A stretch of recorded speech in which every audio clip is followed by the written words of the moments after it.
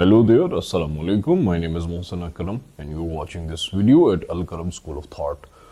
We are covering our February 2024 current international affairs. On 4 February, Sri Lanka celebrated its 76th Independence Day. आज से 76 साल पहले श्रीलंका ने great Britain से अपनी इंडिपेंडेंस ली थी 1948 के अंदर, बिल्कुल वैसे ही जैसे पाकिस्तान ने ली थी। मतलब ग्रेट ब्रिटेन खुद छोड़ के गया था। 5 फरवरी को कैमरन ने अडॉप्ट की द नगोया प्रोटोकॉल। कैमरन ने अडॉप्ट किया Nagoya protocol on access and benefits sharing. ये जो नगोया प्रोटोकॉल था, this was about climate and environment and this was more about benefit sharing of all the countries. Cameroon के अंदर ये adopt हुआ था। 6 फरवरी को चिली के एक्स प्रेसिडेंट फौत हो गए। कहाँ पे? इन अ हेलीकॉप्टर क्रैश। उनका नाम क्या था? उनका नाम सेबेस्टियन पाइनेरा था।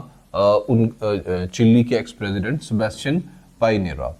10 फरवरी को वर्ल्ड पल्सेस डे मनाया गया और इसका थीम क्या था इस 2024 के वर्ल्ड पल्सेस डे का? Pulses nourishing soil and people, ये इसका थीम था। 13 फरवरी को वर्ल्ड रेडियो डे मनाया गया। इस 2024 के वर्ल्ड रेडियो डे का थीम था radio a century informing, entertaining and educating. 17 फरवरी को इकोनॉमिक्स का डेमोक्रेसी इंडेक्स अनाउंस हुआ, जिसके मुताबिक कौन सा मुल्क टॉप कर रहा था? नॉर्वे। पाकिस्तान का रैंक क्या था? 103। और सबसे बॉटम पे कौन था उस डेमोक्रेसी इकोनॉमिक्स के डेमोक्रेसी इंडेक्स के अंदर? वो अफगानिस्तान सबसे नीचे था, नॉर्थ कोरिया, और उसके बाद था म्यांमार और आखिर में अफगानिस्तान था।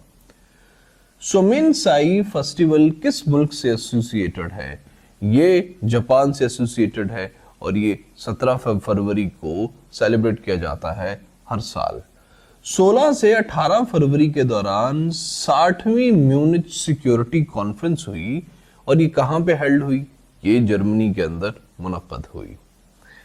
17 फरवरी को कौन सा मुल्क became the first Orthodox majority? कौन सा मुल्क था जो कि कंजर्वेटिव या ऑर्थोडॉक्स जो क्रिश्चियंस का एक फिरका है उसकी मेजोरिटी मुल्क था, लेकिन उसने सेम सेक्स मैरिज को अलाउ कर दिया। मतलब they allowed the same sex marriage, that was Greece. 17 फरवरी को ग्रीस ने सेम सेक्स मैरिज को अलाउ कर दिया। हमने पिछली करंट अफेयर में पढ़ा कि एशिया का भी मुल्क है, 2 मुल्क हैं साउथ एशिया के जिन्होंने अलाउ कर दिया है। हम आगे डेवलपमेंट में उनको पढ़ेंगे। 18 फरवरी को यूएई ने अनवील किया पहला हिंदू टेंपल जो इनॉग्रेट हुआ। ये कहाँ पे इनॉग्रेट हुआ? ये अबू धाबी के अंदर इनॉग्रेट हुआ। 21 फरवरी को नासा और जापान ने लॉन्च किया वर्ल्ड फर्स्ट वुडन सैटेलाइट। सबसे दुनिया का पहला लकड़ी का सैटेलाइट नासा और जापान ने लॉन्च किया था 21 फरवरी को। और नाम क्या था उस वुडन सैटेलाइट का?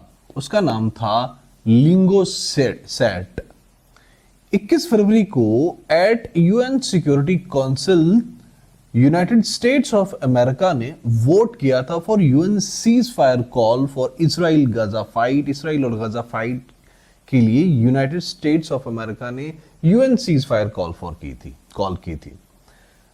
23 फरवरी 2024 को साइंटिस्ट ने डिस्कवर किया था दुनिया का सबसे बड़ा सांप।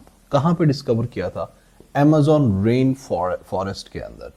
और ये ग्रीन एनाकोंडा नस्ल के हिसाब से था। इसकी लंबाई 25 फीट थी और 1100 पाउंड यानी 1100 पाउंड इसका वजन था।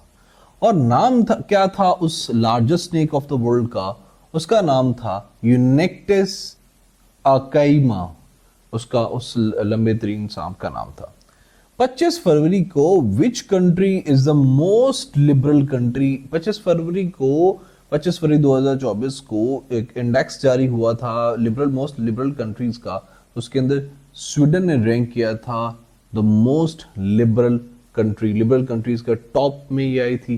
पाकिस्तान ने इस इंडेक्स में रैंक किया था 104 आउट ऑफ 167 कंट्रीज। 26 से 29 फरवरी के दौरान 13वीं मिनिस्ट्रियल कॉन्फ्रेंस हुई थी वर्ल्ड ट्रेड ऑर्गेनाइजेशन की।